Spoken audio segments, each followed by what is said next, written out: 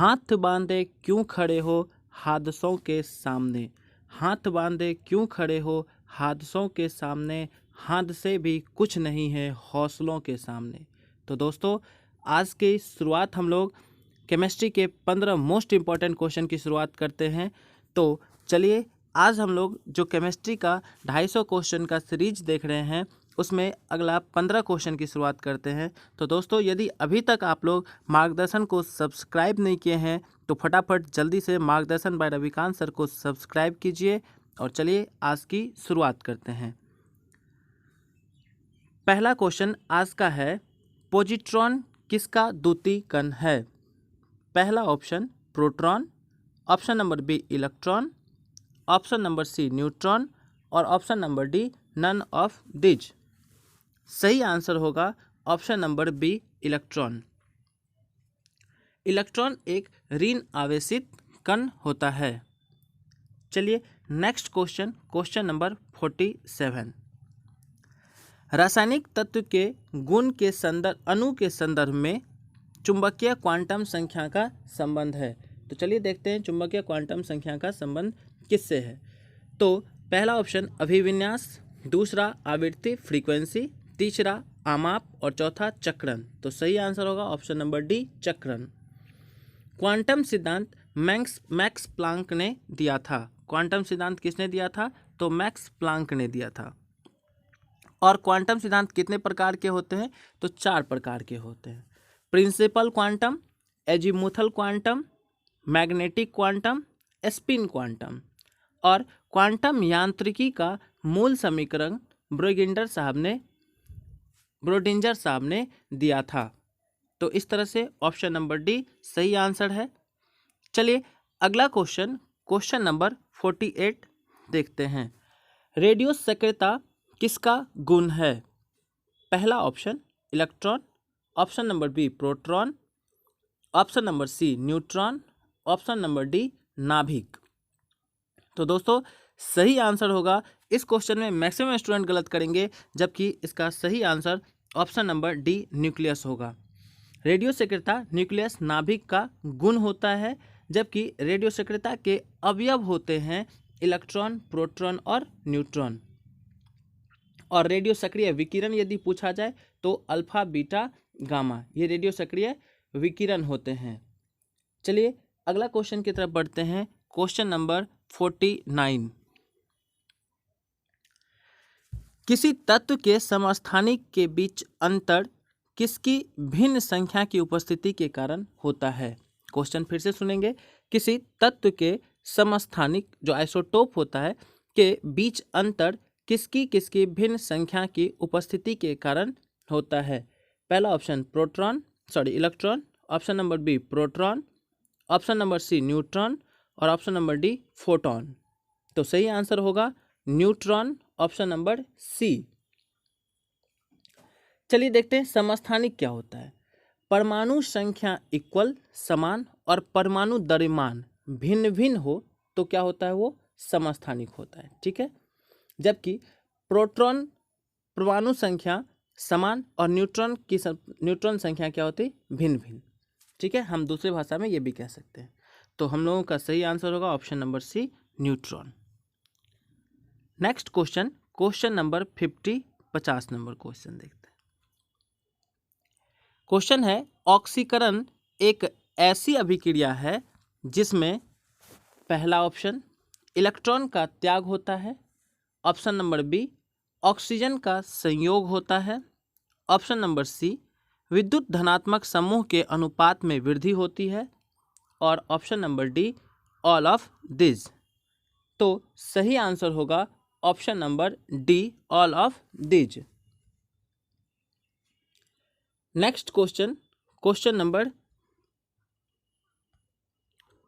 51। चलिए देखते हैं 51 नंबर क्वेश्चन को। निलंबन का आकार कितना होता है? आपके पास इसमें 3 ऑप्शन ही लिखा है। चलिए कोई बात नहीं, देख लेते हैं। निलंबन का आकार कितना होता है?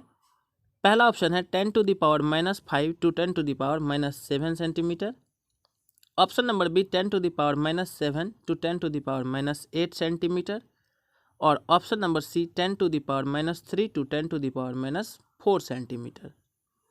तो सही आंसर होगा निलंबन का आकार ऑप्शन नंबर सी 10⁻³ से 10⁻⁴ सेंटीमीटर। निलंबन को हम लोग आँखों से देख सकते हैं। निलंबन आँखों से देखा जा सकता है। जैसे एग्जाम्पल इसका नदी का गंदा पानी, धुआं, गीला आटा, ये सब किसका उदाहरण है, एग्जाम्पल है तो निलंबन का। चलिए अगला क्वेश्चन देखेंगे हम लोग, क्वेश्चन नंबर 52। चलिए क्वेश्चन नंबर 52 की तरफ चलते हैं। नेक्स्ट क्वेश्चन, अगला क्वेश्चन है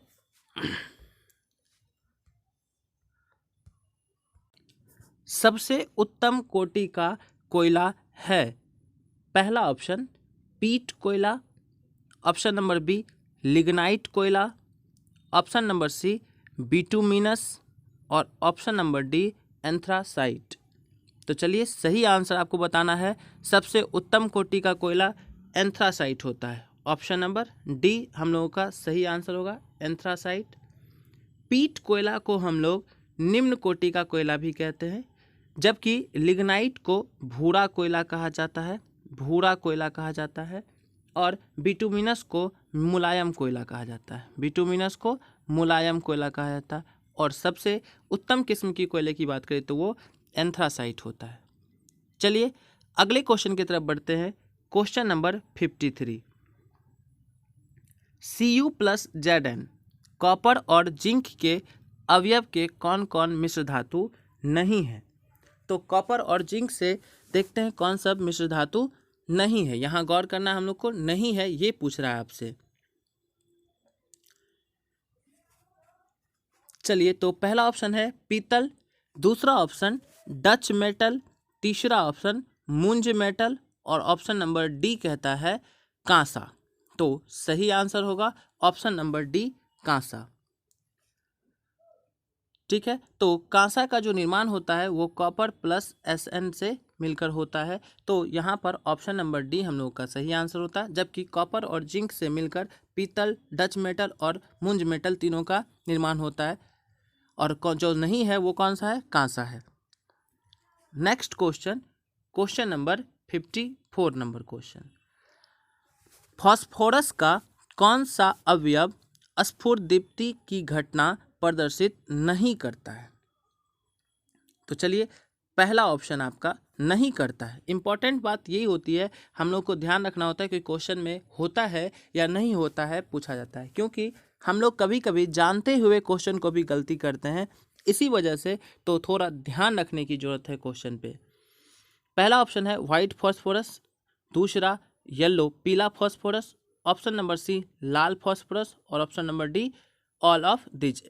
तो सही आंसर होगा ऑप्शन नंबर सी लाल फॉस्फोरस। तो स्फुरदीप्ति की घटना कौन प्रदर्शित नहीं करता है, ऑप्शन नंबर सी लाल फॉस्फोरस। जबकि श्वेत फॉस्फोरस को ही पीला फॉस्फोरस कहा जाता है। श्वेत फॉस्फोरस को ही क्या कहते हैं, पीला फॉस्फोरस कहा जाता है। और श्वेत फॉस्फोरस को हम लोग P4 कहते हैं, जबकि लाल फॉस्फोरस को हम लोग P2 कहा जाता है।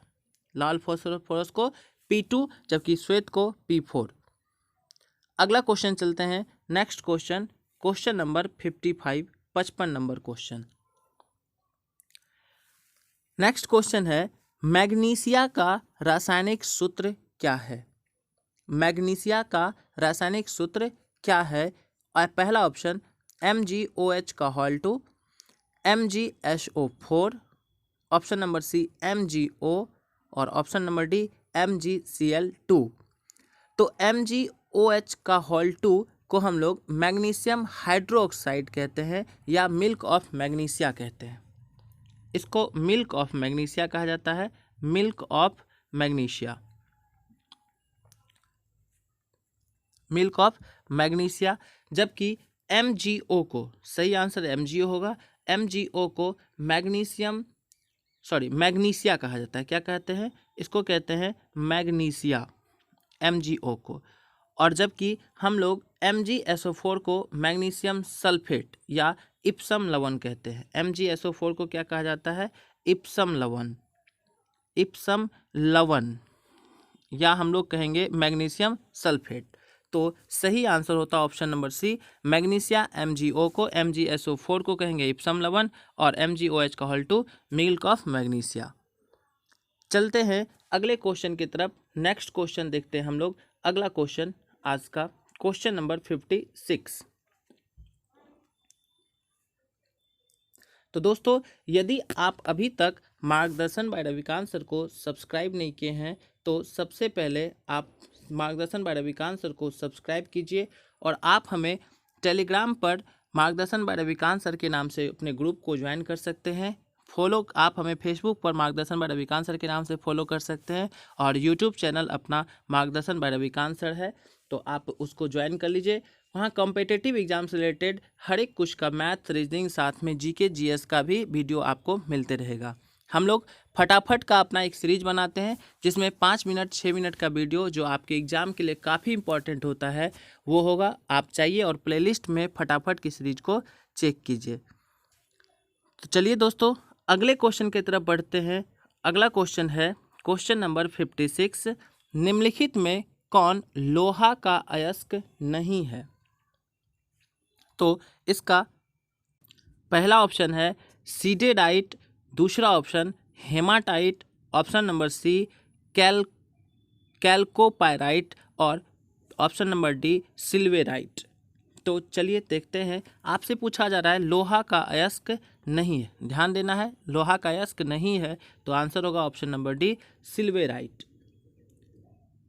क्लियर है? सिल्वेराइट सोना का अयस्क है। ये किसका अयस्क है? तो सोना का अयस्क है। ध्यान रखना है हम लोगों को, सिल्वेराइट सोना का अयस्क है, जबकि कैल्कोपायराइट ये कॉपर का अयस्क है। कैल्कोपोराइट किसका अयस्क है? कॉपर का भी अयस्क है और साथ ही साथ लोहा का भी अयस्क है। ये लोहा और कॉपर दोनों का अयस्क है, ध्यान रखना है। सिल्वेराइट सोना का अयस्क है। चलिए अगला क्वेश्चन, क्वेश्चन नंबर 57। निम्नलिखित में से कौन धातु का गुण नहीं है? तो पहला ऑप्शन लचीला, ऑप्शन नंबर बी तन्यता, ऑप्शन नंबर सी चमकीला और ऑप्शन नंबर डी निम्न घनत्व। तो सही आंसर होगा जो यहाँ पर लचीला कहने का मतलब आघातवर्ध होता। चलिए, तो सही आंसर ऑप्शन नंबर डी होगा जो धातु का गुण नहीं है। धातु का गुण उच्च घनत्व होता है, जबकि यहाँ निम्न घनत्व दिया हुआ है, तो धातु का घनत्व उच्च होता है जबकि अधातु का घनत्व निम्न होता है। तो सही आंसर होगा यहाँ पे ऑप्शन नंबर डी निम्न घनत्व। अगला question, question number 58, 58 number question, ध्यान देंगे। अयस्क में उपस्थित अशुद्धि को क्या कहा जाता है?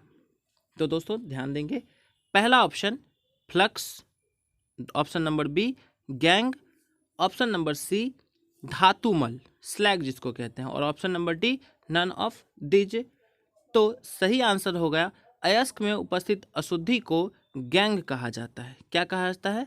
ऑप्शन नंबर बी गैंग कहा जाता है। चलिए तो अगले क्वेश्चन की तरफ बढ़ते हैं। Question number 59। निम्नलिखित में से कौन उभयधर्मी ऑक्साइड नहीं है? तो चलिए पहला option ZnO, option number B ZH2N, option number C BiF और ऑप्शन नंबर डी H2SO4। तो सही आंसर होगा H2SO4। ये उभयधर्मी ऑक्साइड नहीं है।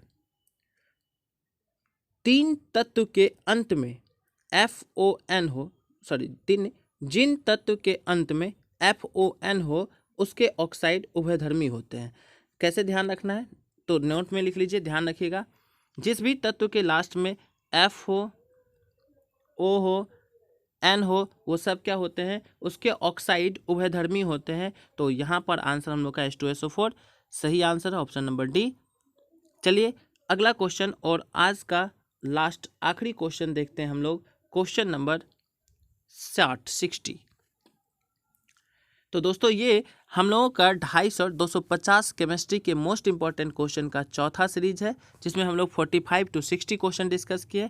इसी तरह से आपको डेली 15 क्वेश्चन फिजिक्स का, डेली केमिस्ट्री का 15 क्वेश्चन और डेली 15 क्वेश्चन बायोलॉजी से रिलेटेड, जो हम लोग काफ़ी इंपॉर्टेंट क्वेश्चन है किसी भी एग्ज़ाम के, चाहे वो रेलवे ग्रुप डी हो, एनटीपीसी हो, बीपीएससी हो, बिहार एसएससी हो, दरोगा हो, जिस भी एग्ज़ाम में साइंस का क्वेश्चन आता है उसके लिए काफ़ी इंपॉर्टेंट होता है। तो आप दोस्तों पूरा देखिए वीडियो, और आपको अच्छा लगे तो दोस्तों को शेयर करना भी नहीं भूलेंगे। तो चलिए आज का अगला क्वेश्चन और लास्ट क्वेश्चन है, बॉयल का नियम किसका सिद्धांत है? मतलब बॉयल का नियम किसने दिया था, किससे रिलेटेड सिद्धांत, किसका सिद्धांत है? पहला ऑप्शन ठोस, दूसरा द्रव, तीसरा गैस और चौथा नन ऑफ दिज। तो सही आंसर होगा, चलिए बिल्कुल सही, आप लोग भी सही आंसर लगाए होंगे, ऑप्शन नंबर सी गैस।